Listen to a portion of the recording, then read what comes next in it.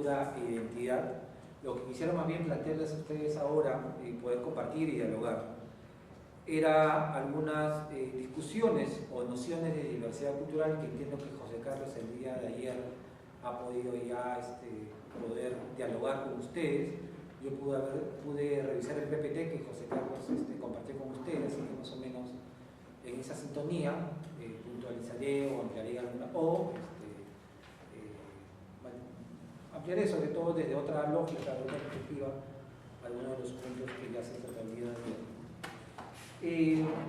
Yo quisiera centrarme ahora, o quisiera empezar esta exposición, tratando de entrelazar dos categorías, dos nociones que a mí en particular me parecen claves, que es la noción de diversidad cultural, ya tratado el día de ayer, con la noción de derechos, ¿ya? Que nos parece a nosotros importante, o me parece importante plantearlo en un marco que permita reflexionar, que permita contener en lo que aquí denomino como subtítulo posibilidades para establecer orientaciones en políticas interculturales. Entonces quisiera como arrancar planteando más bien algunas interrogantes básicas que yo siempre lo planteo simplemente como un punto de partida, ¿no? O sea, como sin preguntas, sin problemas que nos permitan realizar un poco la discusión posterior, ¿no? Son tres interrogantes: cómo alcanzar la equidad en una época de intensos cruces interculturales, ¿no? Y cuando digo cruces interculturales no me refiero únicamente a la dinámica de intercambio cultural que ocurre al interior de una sociedad nacional, sino también me estoy refiriendo a los cruces interculturales que ocurren a nivel global, ¿no? O en todo caso la articulación entre lo global y lo global, ¿no? Lo local y lo global, perdón. Un segundo aspecto es preguntarnos, o tomar como pregunta básica, cómo y por qué la desigualdad, ¿no? Cuando digo desigualdad no me estoy refiriendo únicamente a la desigualdad social, cómo y por qué la desigualdad se produce y se reproduce en el marco o en determinados contextos de relaciones interculturales, y cómo en nuestras sociedades o en la interacción entre Estado y sociedad se da la intersección entre diferencia cultural y desigualdad social. Aquí de manera específica estoy hablando ya de desigualdad social. Un primer paso para tratar de darle vuelta a estas preguntas, no diré necesariamente contestarlas, sino en todo caso de problematizarlas, es plantear dos problemas adicionales, ¿no? Partimos o parto de la premisa de que la desigualdad en general se genera, ¿no? Y muchas veces se justifica a partir de la diferencia. No es un asunto, digamos, particular del caso peruano, o es decir, se utilizan las distinciones culturales para producir y legitimar accesos asimétricos a las ventajas y desventajas de recursos, se refiere, ¿no? De recursos sociales, en este caso de poder. Usualmente la literatura o las políticas políticas públicas de desarrollo, en general las políticas públicas han tratado de, o ha prevalecido esta noción de separar estas dos dimensiones de lucha contra la desigualdad y por otro lado una visibilización positiva de la diversidad cultural. Y nos parece a nosotros que, o me parece en particular, que aquí más bien hay que pensar de manera articulada e interseccional la producción de la desigualdad, tomando como justificación y legitimación la cuestión de la diferencia cultural, ¿no? Y me parece que hay un primer nivel de articulación que debemos nosotros tomar en consideración para pensar el asunto de las políticas interculturales. Es decir, lo que nosotros, no quisiera aquí abrir una discusión acerca de qué entendemos por identidad, ¿no? Simplemente lo menciono como una categoría genérica. La identidad y la alteridad, es decir, podríamos catalogar la alteridad como la simple diferencia entre nosotros y los otros, son componentes siempre fundamentales de los procesos de inclusión y exclusión. O sea, partamos también de la premisa de que toda sociedad sea más igualitaria o menos igualitaria, siempre genera sistemas de clasificación de incluir y excluir, ¿no?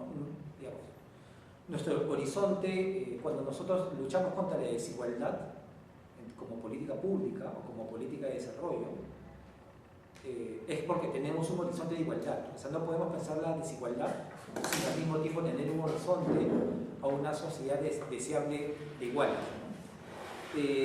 Pero también partimos de la idea de que toda sociedad, a generar procesos o clasificación o sistemas clasificatorios de inclusión y exclusión, también permite o también posibilita mecanismos y procesos de explotación y acaparamiento de oportunidades. Hay una literatura sobre el tema de la desigualdad, incluso hay corrientes polémicas, por decirlo menos, que incluso se preguntan cuál es el problema con la desigualdad, ¿no? ¿Sí? Históricamente no hay sociedad igualitaria. Entonces lo que quiero advertir con las preguntas previas, con las preguntas previas acerca de cómo se produce la intersección entre desigualdad, cómo se reproduce o produce desigualdades en contextos interculturales y cómo se da la intersección entre diferencia cultural y la desigualdad social, y por otro lado, asumir que toda sociedad siempre construye sistemas clasificatorios de inclusión y exclusión, y que por otro lado también a veces se recurre a la diferencia cultural como un mecanismo de legitimación de la propia desigualdad social, ¿no? O sea, lo que trato de plantear como punto de partida a ustedes es que no podemos diferenciar, al menos que no sea como tipos ideales, de manera muy abstracta, no podemos diferenciar en la práctica y en el diseño de políticas públicas que combaten la desigualdad y la diferencia cultural, plantearlos como ámbitos diferenciados, ¿no? Porque en la práctica, ¿no? Están plenamente articuladas e interseccionadas, ¿no? Dicho esto, me permite tener un primer punto de entrada al asunto de qué entendemos por interculturalidad. Y aquí yo quisiera tampoco entrar en una discusión muy minuciosa, tampoco quisiera entrar en una discusión detalladamente conceptual acerca de las corrientes críticas de la interculturalidad, lo que llaman una interculturalidad crítica, una interculturalidad desde la matriz comunitaria, en fin, o liberal, ¿no? Eso haría alusión un poquito más adelante. Simplemente quiero retomar un documento oficial de la UNESCO del año 2005 que nos plantea al menos una noción, podríamos llamar mínima, de interculturalidad, entendida como la presencia, y cito aquí, e interacción equitativa de diversas culturas y la posibilidad de generar expresiones culturales compartidas, adquiridas por medio del diálogo y de una actitud de respeto mutuo, ¿no? Pero aquí señalo dos advertencias, ¿no? Que esta noción de interculturalidad no solo implica generar mecanismos de reconocimiento, de respeto y tolerancia, sino también genera o implica procesos de reconocimiento, de igualdad e interacción. Es decir, como en los casos previos que les mencionaba, no podemos separar necesariamente las cuestiones de la valorización positiva de la diversidad, generar espacios, garantías de derechos culturales, sin al mismo tiempo no articularlo con políticas que tiendan al menos a generar situaciones de igualdad lo más posible, ¿no? O generar mecanismos positivos y virtuosos de interacción igualitaria entre diversidades culturales, ¿no? Esto también supone un asunto también conceptual de partida, ¿no? que en el contexto académico, teórico, de diseño de política pública también ya es un consenso, y es que partimos también de la suposición de que las culturas son dinámicas y son susceptibles de cambios, ¿no? La cultura ya no es como se pensaba quizás unos par de décadas antes, era más o menos un sentido común, que las culturas son como entidades homogéneas que se transmiten a través de políticas culturales únicamente estatales. Ahora existen dos variables importantes a tener en cuenta al pensar la cultura, o al menos para pensar políticas culturales. Una de ellas, evidentemente, es el mercado, o el impacto que tiene el mercado en los cambios culturales, dicho a grosso modo. O sea, pensar la cultura por fuera del mercado es imposible. Y por otro, que está asociado a la cuestión del mercado, es la cuestión de la propia globalización, que ha alterado profundamente los sentidos de pertenencia, incluso nacionales. No digo que los haya diluido, no digo que no exista identidad o identidades nacionales, sino los sentidos, o en todo caso las orientaciones de la pertenencia nacional, lo que llamamos usualmente identidad nacional, o en nuestro caso peruanidad, está referido más bien a procesos que están articulados inevitablemente, les guste o no, a procesos de flujos culturales globales, ¿no? Es decir, cuando pensamos en la cultura, estamos siempre pensando en la intersección entre lo local y lo global, ¿no? Eso también como un punto a tener en consideración para pensar cualquier posibilidad de establecer políticas interculturales o pensar simplemente en la interculturalidad. Añado una aclaración adicional. Hasta donde recuerdo, unos 10 o 15 años atrás, en la literatura sobre estos temas, más allá de la interculturalidad, pero en la literatura sobre los asuntos de la cultura en general, se enmarcaba en un contexto donde se implementaba o como que casi que se volvía sentido común de que los estados-nación estaban en crisis, que las identidades nacionales estaban desvaneciéndose, que la globalización estaba impactando de tal manera que los flujos de identidad nacional se diluían y aparecía una suerte de cultura global a través de la mercantilización de la cultura, que era además una cosa que preocupaba mucho a los diseñadores de políticas públicas y en particular a los que diseñaban políticas culturales, ¿no? Entre ellas la UNESCO, por ejemplo, que reacciona frente a este acaparamiento o esta monopolización de la cultura a través de medios de comunicación, o la advertencia de que la globalización facilitaba la disolución de identidades culturales usualmente catalogadas como tradicionales.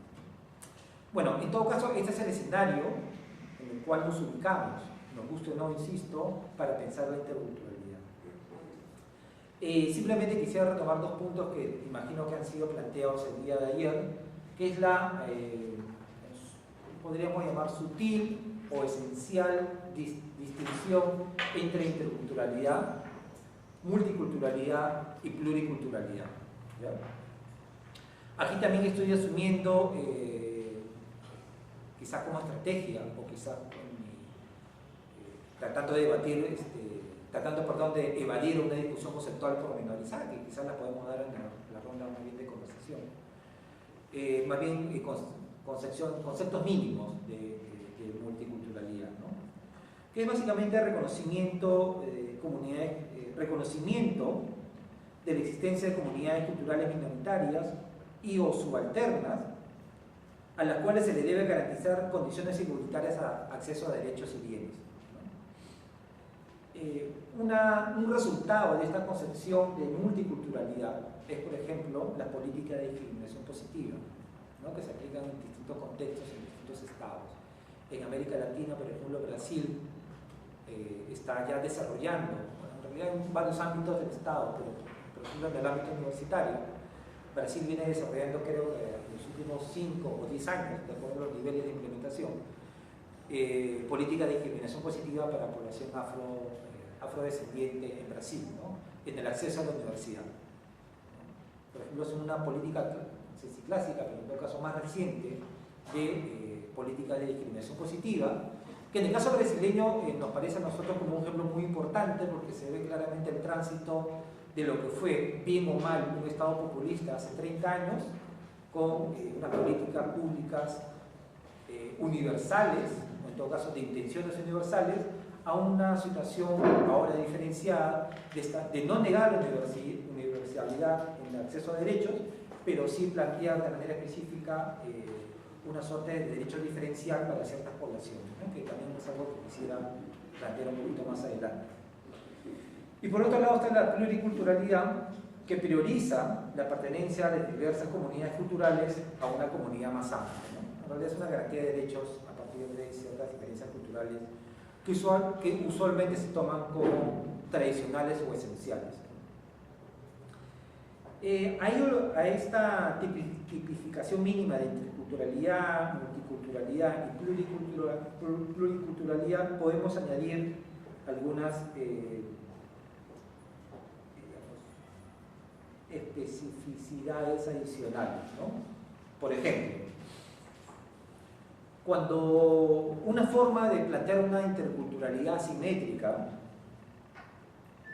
es con eso que, no sé, aquí voy a plantear una suerte de anacronismo histórico, ¿no? Es decir, pensar la interculturalidad en el Estado colonial andino, peruano, pero en fin, lo planteo solo como ejercicio.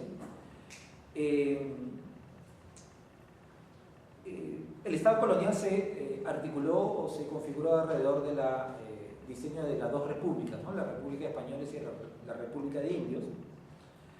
Y lo que hace el Estado, la parte dominante de ese Estado o de esa república, es generar más bien un vínculo con otra parte, más bien paternalista y tutelar, ¿no? En donde incluso, ya saliendo de este caso colonial, se puede dar además territorios bajo una tutela especial, ¿no? O sea, territorios con cierta autonomía que permite, digamos, unos derechos específicos, ¿no? Pero la relación de esta interacción entre estas dos culturas, si ustedes quieren, se da bajo la lógica de una relación asimétrica.